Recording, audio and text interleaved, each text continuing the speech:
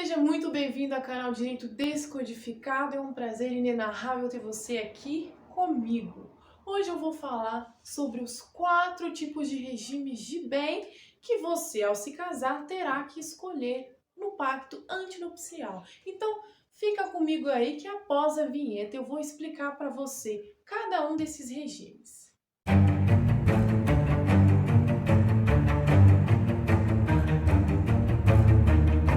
Primeiramente, o que é regime de bens? Regime de bens são as regras que regulamentam as relações patrimoniais, econômicas, tá? Questões patrimoniais e econômicas das relações conjugais.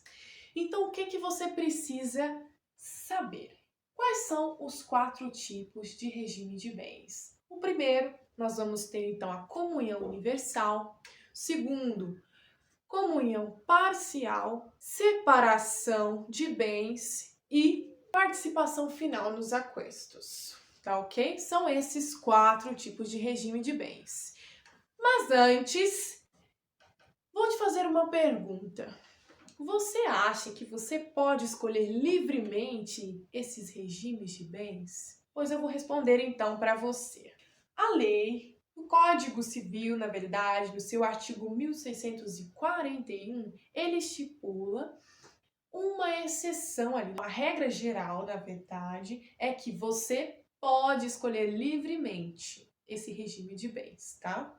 Porém, as exceções são caso você tenha mais de 70 anos ou você seja menor de idade e dependa de autorização judicial para realizar o casamento. Se você depende de autorização judicial, é porque os seus pais não autorizaram o casamento, entendeu? Então, nestes casos, nessas exceções, tem outras demais, mas você tem essas principais. Você pode dar uma olhadinha lá no artigo 1641, tá?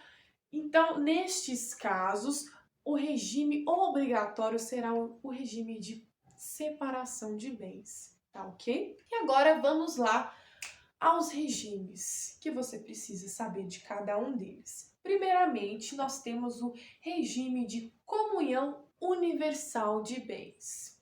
Este regime, nele se comunicam todos os bens adquiridos antes e após o casamento, inclusive as dívidas, tá bom? Então, caso haja divórcio, como que vai ficar a separação desses bens? Eu não desejo isso para ninguém, mas a gente tem que explicar, né, gente? Então, vamos lá. Caso haja divórcio, vocês vão dividir 50% do patrimônio, tá bom? Então, fica 50% para você e 50% para ele.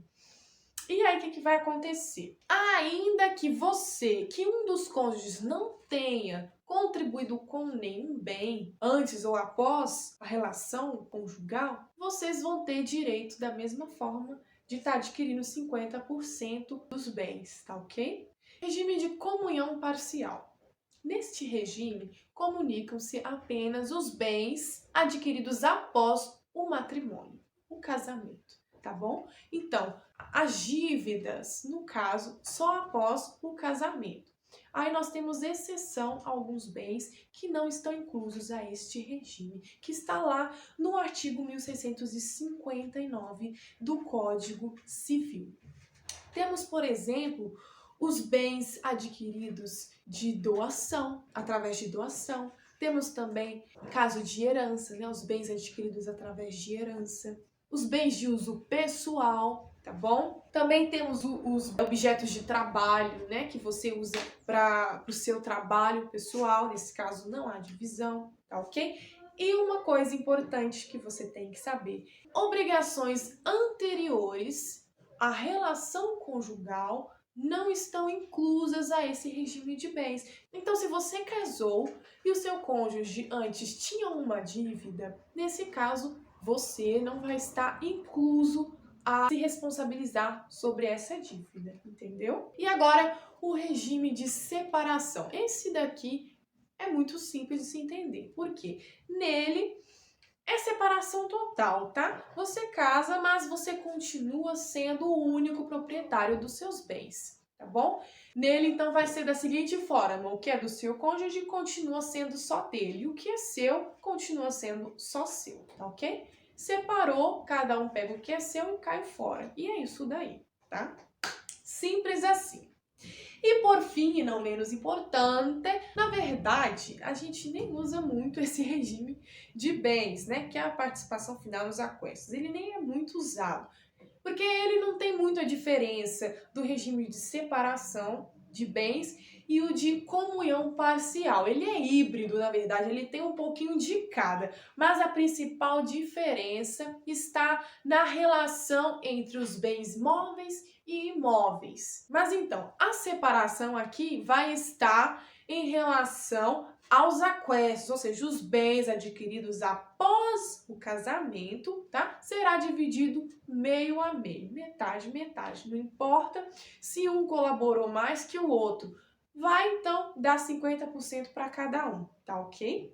O que você precisa saber, então, em relação aos bens móveis e imóveis? Os bens móveis você tem total administração. Minha nossa, tá difícil. Muito difícil, gente. Tá complicado demais. Ai, Senhor. Mas vai dar. Então, vamos lá. Então, os bens móveis. Os bens móveis, você vai ter total administração sobre eles. Se você quiser vender o seu carro, você vende. Você não precisa da outorga do seu cônjuge. Em relação aos bens imóveis, outra coisinha importante aqui é, caso haja divórcio, esse bem ficará com quem a propriedade estiver com o nome registrado. Então, se está registrado no seu nome, o bem vai ficar para você. Caso o bem seja do cônjuge, não pertença a quem esteja registrado o nome, nesse caso, cabe o ônus da prova. De quem o quê? Quer provar que, na verdade, pertence a mim e não ao meu cônjuge, que está no nome dele, tá bom? Então, cabe o ônus da prova. Foram esses os regimes de bens. Espero que você tenha entendido e que tenha te ajudado a escolher o melhor para o seu casamento. Não tem como eu te falar qual você deve escolher, porque isso é algo pessoal, tá? Então você tem que sentar com o seu cônjuge e analisar qual a melhor opção para ambos, tá ok? Caso você já seja casado e através desse conteúdo você percebeu que não fez a melhor opção para você, eu vou fazer um vídeo explicando como você pode alterar o regime de bens, ok? Então, se você quer que eu faça esse conteúdo, escreve aí nos comentários, tá? E também se inscreva no canal para você estar acompanhando toda semana os conteúdos que eu irei estar postando aqui. Também, se você tem alguma dúvida, se você tem alguma dica de conteúdo, escreve aí nos canais. Não precisa ter vergonha, porque esse canal aqui também é seu, tá bom?